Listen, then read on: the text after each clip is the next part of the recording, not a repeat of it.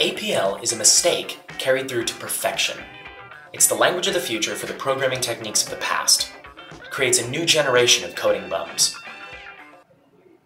Dijkstra said that.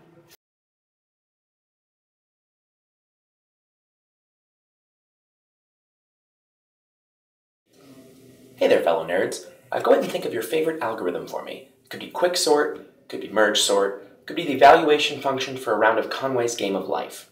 You got it? What if I told you that I could implement that algorithm in one line of code? Quick bit of background. Back in 1962, Dr. Kenneth Iverson released a book titled A Programming Language, detailing a special notation used for mathematical procedures.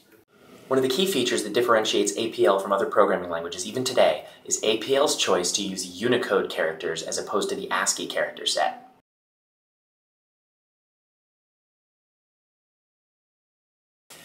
Now, one of the reasons that many programming languages choose to use lexical, word functions, as opposed to symbolic functions, is they just plain don't have enough symbols. That's not a problem in APL. We use Unicode. So, Iverson was free to link as many functions to symbols as he wanted, because he had so many symbols to access. In fact, he even ended up doubling up on a bunch.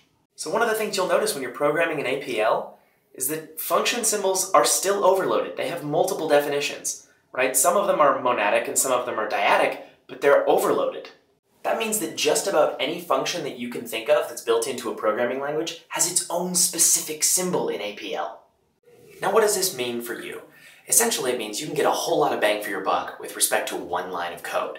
In fact, it's a common joke with APL that if it takes you more than one line, you probably don't fully understand the problem. Other hilarious APL quotes include, "There are 3 things a man must do before his life is done. Write 2 lines of APL and make the buggers run." Because there are so many functions available in APL, and because most of them have monadic and dyadic forms, it doesn't make sense to have a huge operator precedence hierarchy. It would be too long, it would take too long to memorize. So instead, APL just evaluates everything right to left, unless of course you use parentheses to specify that some expressions have higher precedence. Alright guys, first we're going to go over some of the monadic functions. These are the ones where the operand is on the right and there's only one of them. Okay? You might recognize something like ceiling, right? If we get ceiling of 4.2, for example, that's going to give us back anyone, Bueller, 5. Okay? Likewise with floor of 4.2, it's going to be 4. Okay? We have a logical operator. We have not, it's expressed with a tilde. And basically, if I were to say something like not 1, that's going to give me back 0, right? And then not 0 is going to give me back 1. It's very much like C in that respect. Exponentiation, right? Basically, if we wanted to take the expression e to the power of n, right, we would express it not that way, but this way.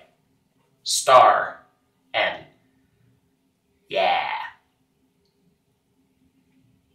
Alrighty, my personal favorite of the monadic functions is one that they call roll. Symbolized with a question mark, it just gives back a random integer of the first b integers, right? So roll 5 is going to basically roll a 5-sided die. If we do a plus b, you can expect to get back the sum of a and b, right? If you do a minus b, you can expect to get back a minus b. So far, not weird, right? You can do the same thing with a times b, you can do the same thing with a divided by b, right? One interesting fact is that it doesn't matter how you put these numbers in, APL is going to figure out the correct type for the solution and give it that way. For example, if you do 1 divided by 2, APL is not going to spit back an integer, it's going to spit back 0.5. With me so far? Cool. Now, we can take these functions and use them not just on integers, but we can use them on lists. For example, if I did a plus b, c, and d, the result is going to be the same as if I had a single array, or single vector rather, that is b plus a, c plus a, and d plus a. Same result. And that goes for all of these other functions as well. Iverson's initial intention with APL was to use it as a tool for relaying algorithmic ideas between mathematicians. But as it's been adopted into a programming language, we've started to see concerns like readability, right?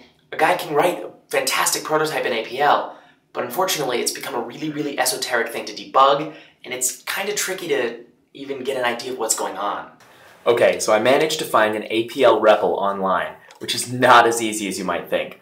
Let's check it out.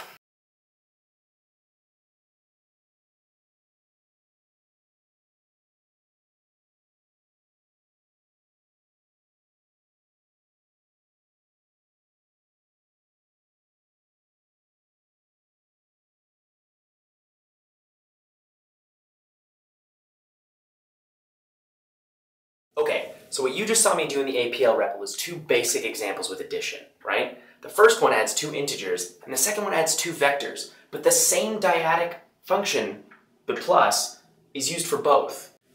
Okay, great, but let's say I don't want a vector value after that addition. Let's say I want a scalar.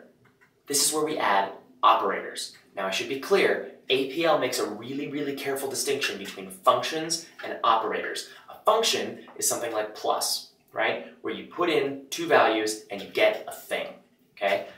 An operator is a moderator on a function. It takes in a function and does a thing to it, okay? So for this example, we're going to use the reduce operator. Looks like a slash. I'll show you what I mean.